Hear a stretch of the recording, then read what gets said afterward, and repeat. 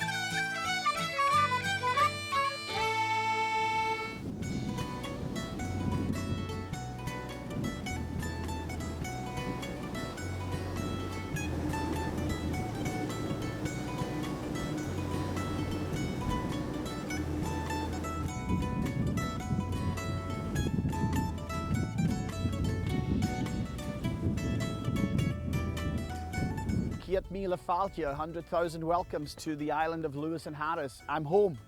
This is where I was born. The island is split into two. Harris is below, Lewis is above. The ferry just took us over from Skye and we're now in Tarbert, and we're going to head for Lewis today, and I'm going to see my mum and dad and my sister, and we're going to visit with some of the wonderful people in this island and show you some of the great sights.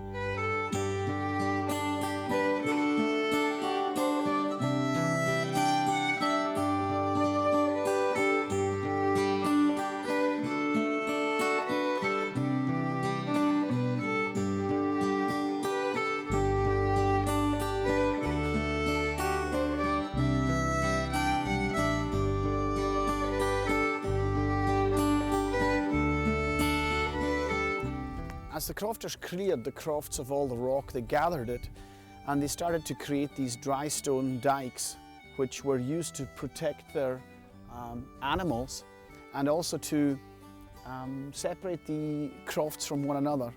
And they really are works of art. It takes a long time to learn how to do this, and there's nothing holding them together. They just place the rock on top, fit them all together, and they work as perfect fences.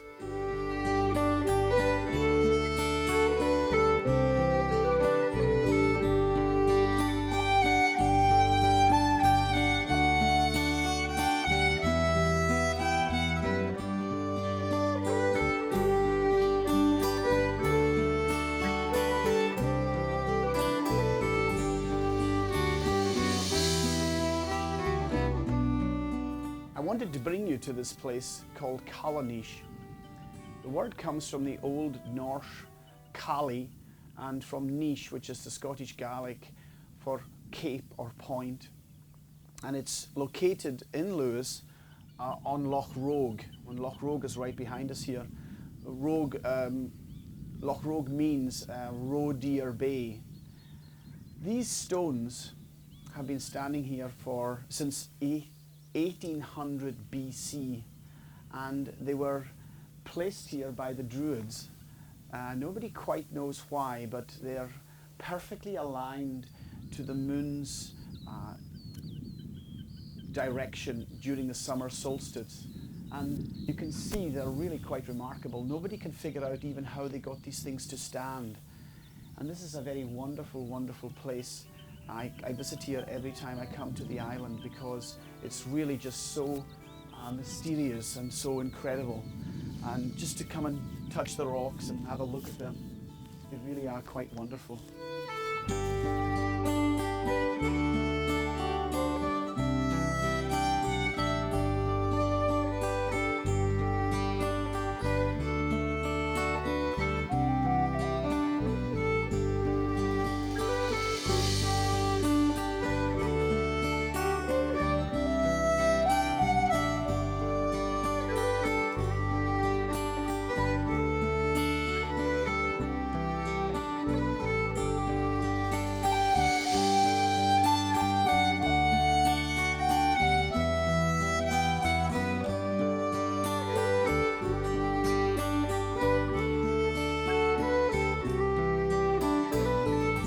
We really have a perfect day. We're up here at Dún Carloway at the Broch, and it's just been perfect. It was raining earlier on, but you know, we've been blessed. The weather has turned perfect for us, and it's just so beautiful up here. This is the Broch, and it's quite a building. It was actually a fort that was used basically to live in, but also to protect the people from raiders and from very nasty neighbors. And it was built probably a couple of centuries before Christ, and it was a very big stronghold. So a clan would live here. They would have all their cattle, they would have their sheep round about them, they would have their land, but they would live in this fort. It's now beginning to have, you know, it's broken down a little bit. It's not complete. It would have been a beehive shape, and the only way that they would have got them out of there was to smoke them out. You'll notice that it's two walls, and the wall, there's a space in between, and that has a stairwell all the way up, and you can go up there and check out where people are coming from. And as you can see, the vantage point we have here, luckily on this day it's so clear, we can actually see all the way out into the ocean there, so that if any raiders were coming, for example the Vikings, if they were coming, they would be coming from that direction, and you would be able to see them and do something about it. Everybody would be put into the fort and kept safe until they went away. So this is the Broch at Dún Carloway.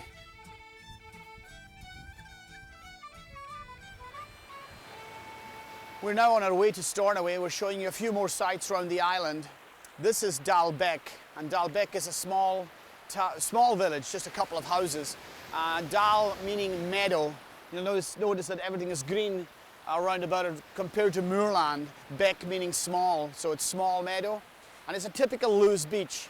Beautiful, pristine sand, beautiful stones, lovely scenery, but really cold water. I don't think I want to go in there right now. It's too cold. And in the winter, the Atlantic rollers come just crashing in here. So it's a lot of fun to come to this beach and watch them. But sometimes you could go in maybe in the summer, but not very often.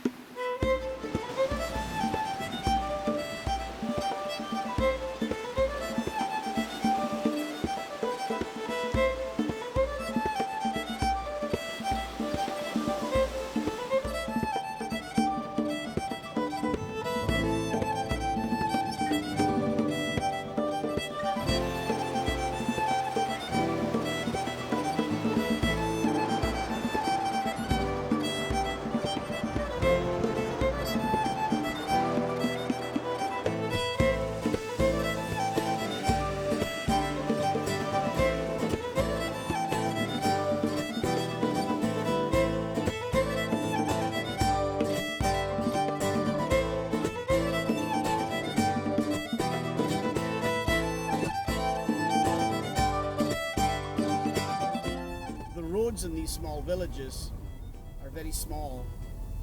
This is the village of Braga, and they're very tight. They're single rope tracks, so they're really difficult to maneuver, but once you get used to them, they're pretty easy. This is the village that I was actually born in, and this is the Macheth, or the seaside, and we used to come down here a lot in the summer and play, and it's a very beautiful place. Right behind me is the graveyard that most of my ancestors are buried in. So it's a very nice place and means a great deal to me.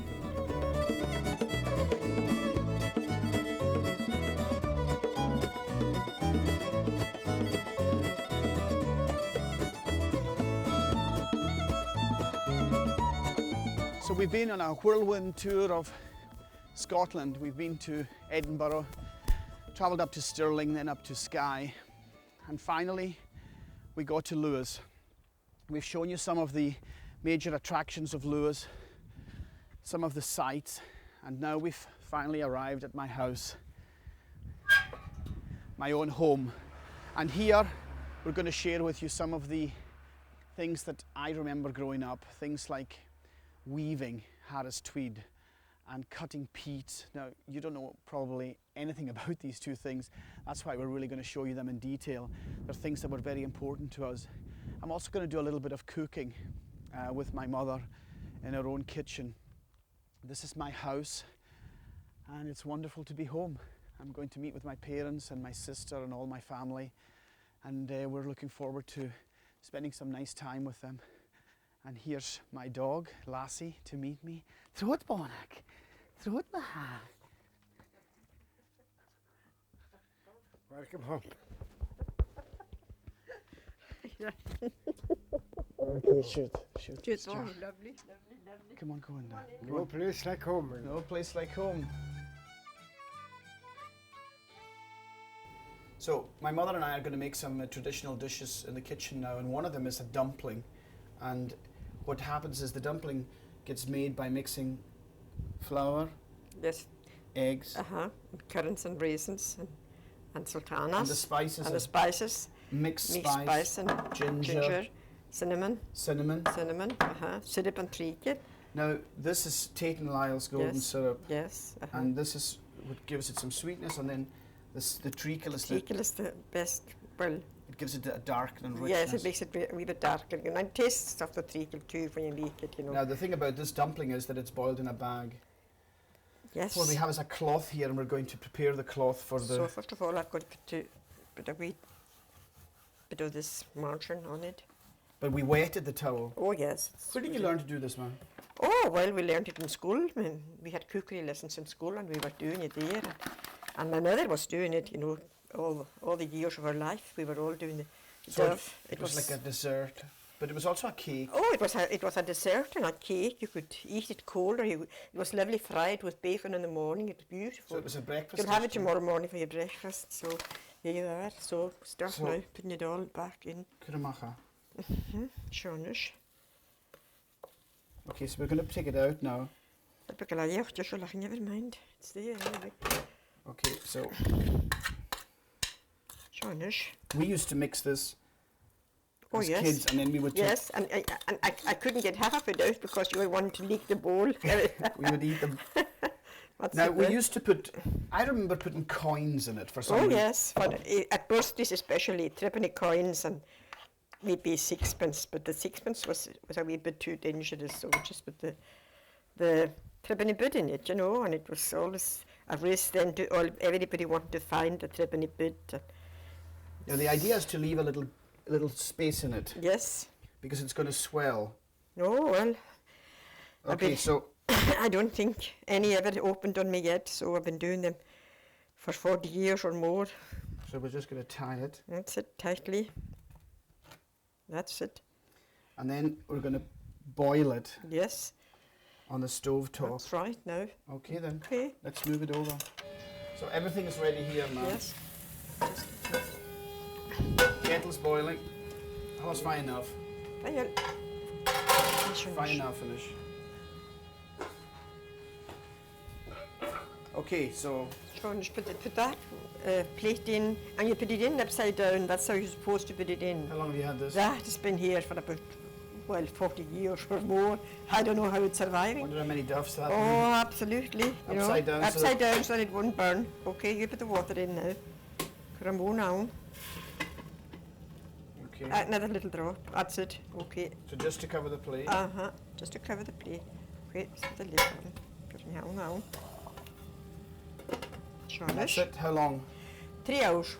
3 hours. Steaming, 3 hours. It's 11 o'clock. That's 12, 1, 2, 2 o'clock.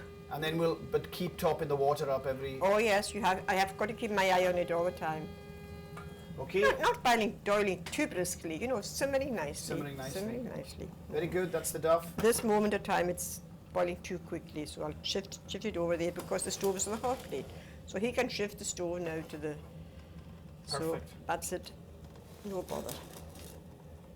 These are now the scones that we would eat as a type of bread for breakfast, lunch, and dinner, and That's right. even supper.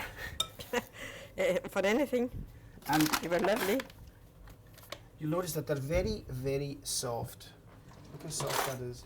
Really soft and very difficult to handle. But that's the way. That's the best way for them. Oh yes, that's it. That's what makes them very light. That's what makes them very light, you know. And they're cooked on a griddle, Yep. an old-fashioned griddle, which I think has been here since I was born. Well, this is a wee while since.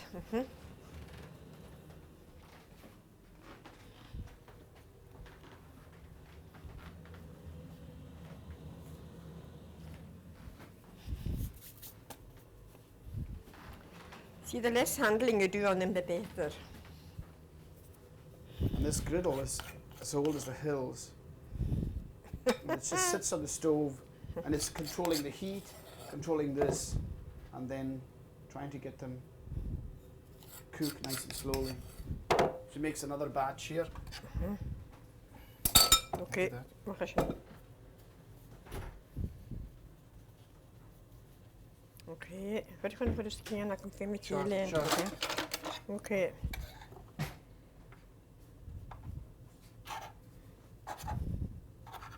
Okay. Right.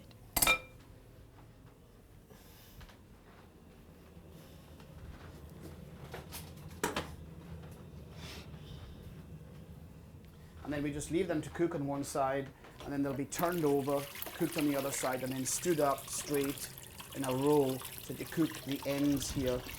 And then when they're ready, we'll take them off and put the next batch on. Okay, we're just going to turn them now, and you'll see the colour on them. Now, this was thrown together in a very loose mix. What's the ingredients in this? It was 8 ounces of self-raising flour, level teaspoon of cream of tartar, level teaspoon of baking soda, a little bit of margarine, a little bit of egg and butter, egg and milk, and that's it. A little bit of A syrup. little bit of syrup, yes. Sometimes. Sometimes, always. I like syrup in Now, my what about scones. this little bit, little bit, little bit? Oh, How well- do you measure anything? Oh yes.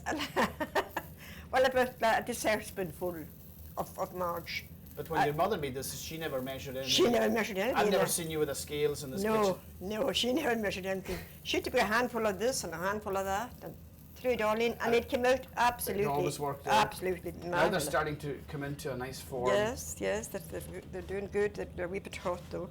Yeah. I think I'll So have to just it's a out. balancing act of getting this hot or hot enough.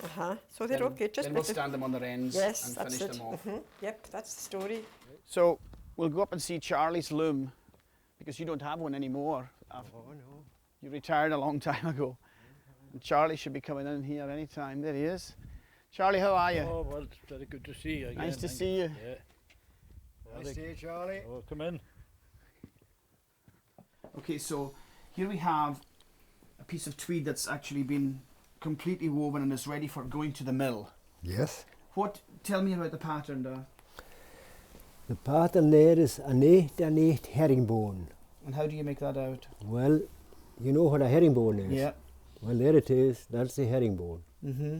And it's 8 one side and 8 the other one. 8 shots, Yes. 8 pieces, okay. And how long is this one, Charlie? Well, it's 19 weavers yards, so that's 8 feet a yard. A weaver's yard is 8 feet. A weaver's yard, yes. Wow. Now, what about these two patterns? Well, that's the same idea. Except, 8 and 8 herringbone, but it's different but colours. there's a stripe in it. Ah. There's a stripe, you see. Yeah. And There's a reddish brown, a green, and then a reddish brown, a blue, reddish brown, and a brighter blue, and back it repeat again the green, the reddish brown, the green, the reddish brown, the blue. So when every tweed that goes into the loom, you have to change the pattern by Oh, yeah. by using this here. Yes, yes. See, that's a plain. I had to change this when I took this one out. I had to change this to plain twill. To plain. Ah. So okay. that goes in the heddles 1, 2, 3, 4, 1, 2, 3, 4 all the way. But with the 8 and 8 herringbone, it goes 1, 2, 3, 4, 1, 2, 3, 4, and then you go 2, 1, 4, 3, 2, 1, 4, 3 in the warp. That's what makes the herringbone. Ah. It goes back the opposite. And what about this piece of tweed? What? Well, that's what you call a broken herringbone. You have 8. Oh, I see the You have 8 and 8 herringbone, and then you have this plain straight pattern. 2 together. I see it. 2 together in each eye, 2 threads together. So Wow. it's called a broken herringbone. And the one that we're going to see being woven is a plain tweed. That's right. Plain This tweed. blue one here is a plain tweed. That's a plain tweed, yeah, plain. Well, let's get some weaving done, boys.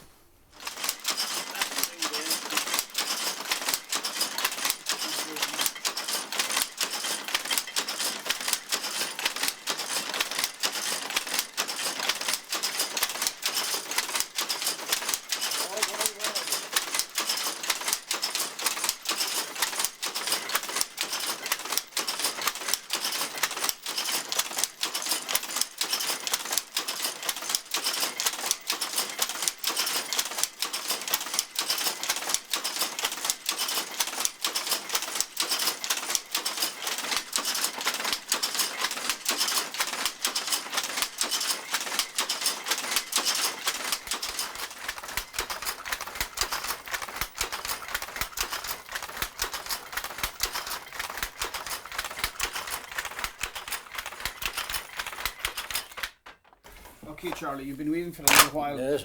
Tell me exactly what's going on here with the shuttles. You just put a new one in, so Just you have to keep your eye on it, and when the shuttle runs out, you put another full shuttle in. You have one ready. Have a shuttle ready with a pern in. it goes into the eye, and then you're holding the thread there and joining them up. That's right. And you have to keep your eye on it when the one runs out, you put the other one in. Take that one out, put the other And one if it in. runs halfway through, You can overlap it. you can stick the Overlap shuttle it underneath. like that. Say to finish there, see you can overlap it there. Yeah. So, but there's two shuttles in it all the time, Dan. 2 shuttles. Yeah, the insistent. That's just to. That's Speed just, it up. Well, it's to mix the yarn, because there's some of it that's not even, you know. Ah. So you mix it up. Now, You could really do it with one shuttle, but they insist on having the two and working with the two. now this is going back and forth, but they would hit Yeah. each other if one didn't stop somewhere. So it stops in the box here. Stops in the box and then turns and sends the other one. It sends the other one down. So So that's that one in there. So that's a turn. yeah.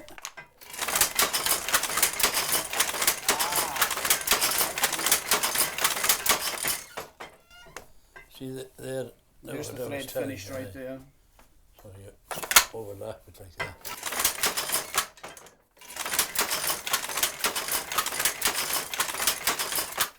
There's another light there. Barbara, put on the light. And this, Light above the loom here. now this is okay. You don't worry about that. No. The no. darners, Angus, they're overlapping there, that inch. Mm-hmm. The darner take one tail off, so that'll be. I just break it off and you never notice it.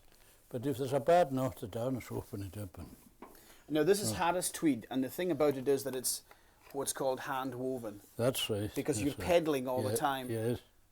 and that's what makes it tough. I mean, I wouldn't want Oh, to be it's- doing this 10 hours a day. You It's can- got to be done manually. That's Rather, yeah. they won't stamp it unless it's done manually. The orb stamp insists on it's been hand woven by the weaver at his own home. So it's a cottage that. industry. So yes, that's right.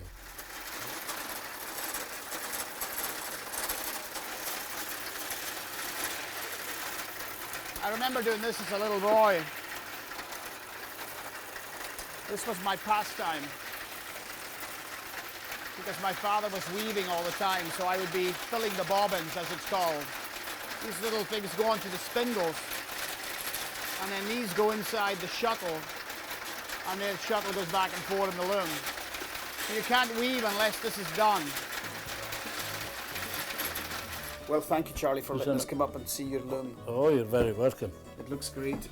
Very Maybe we'll be welcome. wearing this sometime.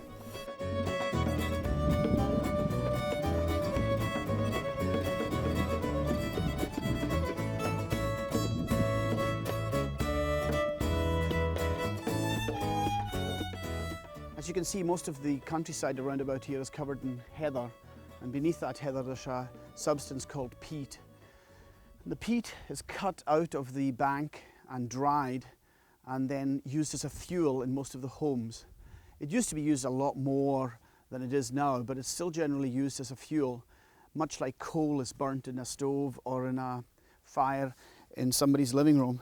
And it's cut out with this thing here called a tarashkir, or a peat iron. And we're just going to show you how to do it, my father and I. My father right now is removing the turf off the top of the actual peat, and that is going to expose the nice soft peat, which we can then actually slice out and throw onto the ground, onto the heather, and the buoyancy of the heather will hold it up, and this lovely wind will dry it over about a 3-week period, and then all of the peat is gathered and taken home, and a peat stack is built behind the home and just taken in and burned as it's needed. So we're going to cut some peats.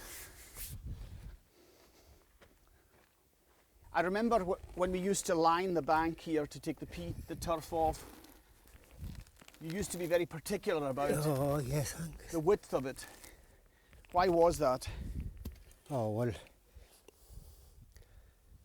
the law of the land, Angus, is when you cut peats, when you throw the turf, you've got to leave it the way it was. Look at that, how plain it is. Yeah, so it replaces the... The place, yes, and they lie on top beside each other. The peat was there for the taking. It wasn't costing you a penny.